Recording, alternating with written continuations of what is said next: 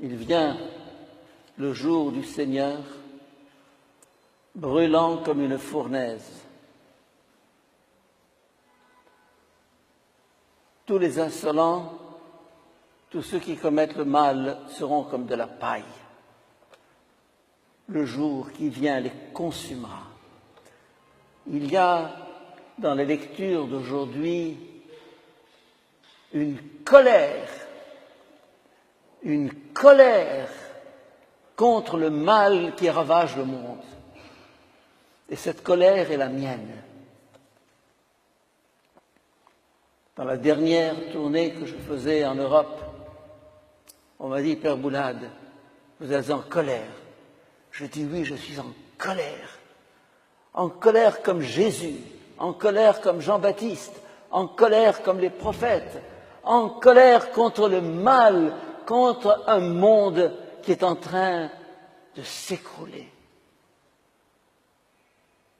Comme les 2 tours jumelles de New York, ce n'est qu'un avertissement, ce n'est qu'un signe extérieur.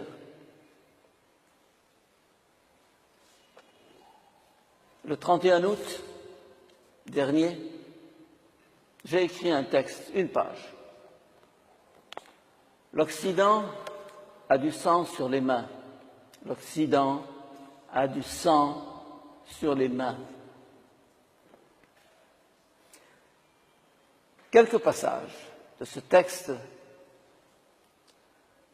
L'Occident s'est trahi, vendu, sali pour de l'argent, du pétrole, du gaz, des dollars, des euros. Cette situation au Proche-Orient depuis déjà bientôt 30 ans, avec l'anéantissement de l'Irak, avec 1 million de morts, cette guerre en Syrie actuellement, avec plus de 100 000 morts,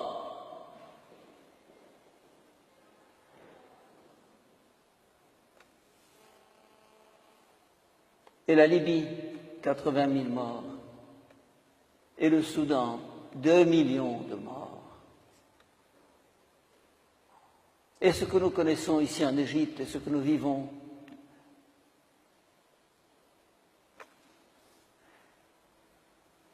et les vidéos que nous recevons, où on voit des gens qu'on égorge, des enfants brûlés, sacrifiés, ça me met en colère, ça me fait pleurer. Non, non.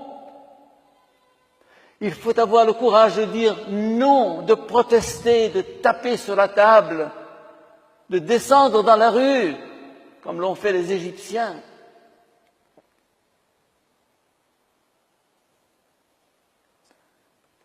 Mais malheureusement, toutes ces atrocités sont l'œuvre du pacte atlantique, Amérique, France, Angleterre en particulier. Pourquoi? Pour de l'argent, du gaz naturel, du pétrole, des dollars, des euros. Maudit soit l'argent, maudit soit le pétrole. Un bébé, un enfant, frais comme une rose, frais comme une fleur, écrasé, massacré, défiguré, et des familles entières sur les routes.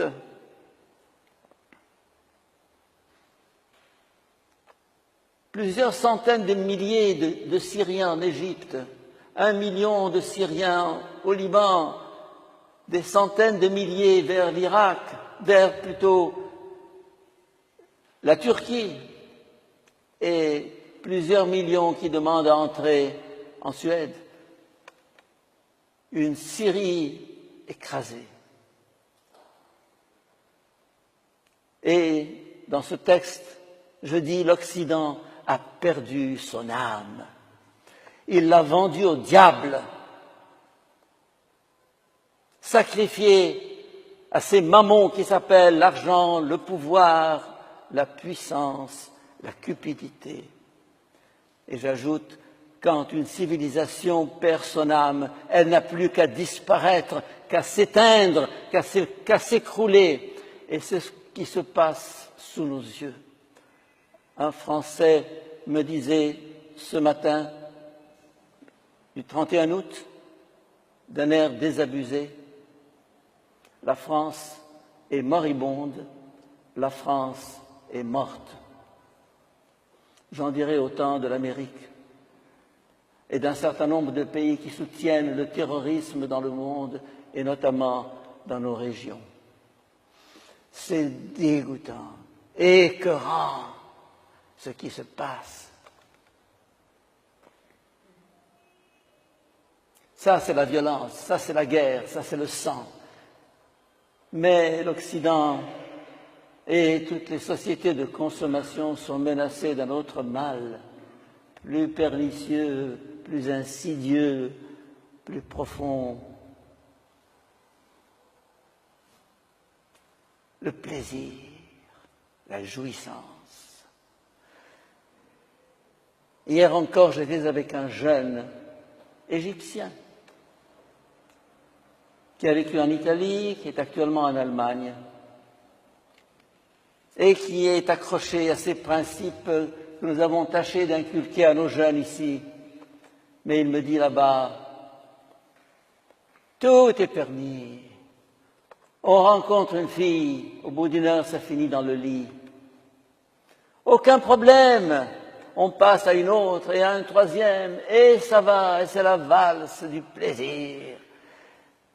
Mes chers amis, il faut que vous sachiez une chose, c'est que la civilisation romaine qui pendant 1000 ans a subsisté, qui a créé des monuments, qui a été un chef-d'œuvre de civilisation, elle est morte de corruption intérieure. C'est par le dedans que ça se passe. Ça s'effrite, ça tombe en ruine, ça tombe en poussière. Une civilisation, il ne faut pas croire que ça dure toujours. L'Europe, que sera-t-elle dans 20, 30 ans? Vous allez me dire, la Tour Eiffel, l'Arc de Triomphe et tous les monuments. Vous avez écouté ce que dit Malachie? Vous avez écouté ce que dit Jésus dans les lectures d'aujourd'hui?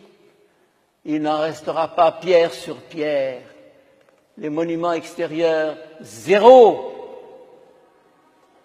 Ils sont le fruit d'une culture, d'une civilisation, de valeurs humaines, spirituelles. Et quand ces valeurs s'écroulent, c'est fini. Là encore, je reprends mon texte. Un jour, ce magnifique édifice de la civilisation occidentale s'effondrera de lui-même lorsque l'être humain n'est plus au centre d'une civilisation. Cette civilisation, si prospère qu'elle paraisse, est condamnée à disparaître. Et je vois venir l'écroulement de l'Occident. Vous allez me dire, vous êtes pessimiste. Quand le ver est dans le fruit, quand c'est pourri du dedans, quand les valeurs morales n'ont plus d'existence, quand on vend des êtres humains pour du pétrole et du gaz et des dollars et des euros, c'est fini. C'est fini. Alors il faut un réveil. Il faut une révolte. Il faut une révolution. Il faut crier, il faut descendre dans la rue. Pas seulement pour un changement de régime politique, car ce n'est pas au niveau de la politique que ça se joue, c'est au niveau du cœur, de l'être humain, du dedans. Et le combat, je le joue chaque jour avec moi-même et chacun de nous aussi. C'est dans ce combat intérieur que l'avenir se prépare. Mais aussi, il y a l'obligation de parler, de dénoncer. Et là, je retrouve la deuxième lecture d'aujourd'hui, la lettre de saint Paul aux Thessaloniciens. Il leur dit, travaillez, ne vous endormez pas dans la paresse, l'oisiveté, le farniente, la télévision. Ah, on est dans un fauteuil comme ça, pendant des heures à zapper. Et qu'est-ce que tu fais là-dedans? Pendant ce temps, des gens crèvent. Donnez prière, tout va bien. Oui, tout va bien. La colère du Seigneur, je la comprends aujourd'hui. Parce qu'on a voulu faire de Jésus un petit Jésus en chocolat, bonbon, sympathique, rose, gentil. On a éliminé la colère de Jésus. Eh bien, cette colère va se déclarer un jour. Il s'agit là du dernier jour, du jour du Seigneur. Elle éclatera, comme ce matin nous avons eu la foudre 2 fois pendant mon sermon dans cette église. Bam! Je me suis dit, ça tombe bien. Ça correspond à ce que je dis. Oui, Jésus nous dit dans l'Évangile, les gens se marieront, auront des enfants, construiront des maisons, cultiveront des champs, et puis un jour, le jour du Seigneur viendra. Ne nous endormons pas, mes chers amis. Soyons vigilants. Ne perdons pas une seconde de notre vie, car cette seconde, elle appartient aux autres. Pas un mot à perdre, car ce mot pourrait dénoncer l'injustice et changer une situation.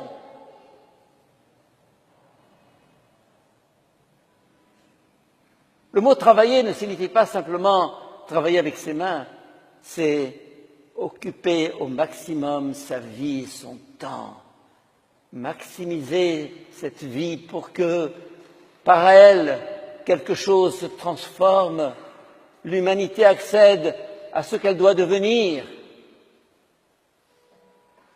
Il est grand temps de se révolter, que la révolution politique que nous avons faite devienne une révolution spirituelle et que nous ayons pour ambition de créer un monde humain avant que le jour du Seigneur arrive